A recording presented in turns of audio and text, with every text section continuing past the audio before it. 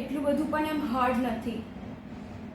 એની પણ દવાઓ છે અને એના માટે પણ ડૉક્ટર્સ એવા સક્સેસફુલી છે જેના કારણે કેન્સરને હરાવી શકાય છે. હું એ દિવેશભાઈ પાઠક સાથે કન્સલ્ટ કરીને એમની સલાહ લઈને 22 જાન્યુઆરીએ હું કેન્સરના ટિશ્યુઝ રિમૂવ કરાવી. મારા કઝિન છે એક, એમણે મને અહીંયા આ હોસ્પિટલમાં મોકલી, અદ્વિત્ય ડૉક્ટર દિવેશભાઈ પાઠક. એમણે બરાબર રિપોર્ટ ચેક કરાવ્યા, પેટ સ્કેનિંગ કરાવ્યું. એ પછી એમણે કીધું કે હા ટ્યુમરની ગાંઠ છે, એનું સર્જરી કરવી પડશે.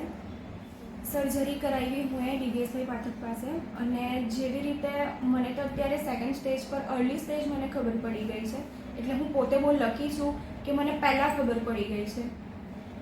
એટલે તમે એ વસ્તુ, અગર બાય ચાન્સ તમને એ વસ્તુ ક્યારેક ફેસ કરવી પડે તો સૌથી પહેલાં તમે રાહ નહીં જોશો, ડૉક્ટરનું કન્સલ્ટ પહેલાં કરશો અને ડૉક્ટર પાસે જઈને રિપોર્ટ અને ડૉક્ટરની સલાહ લઈને જે આગળની ટ્રીટમેન્ટ થતી હોય એ કરાવજો.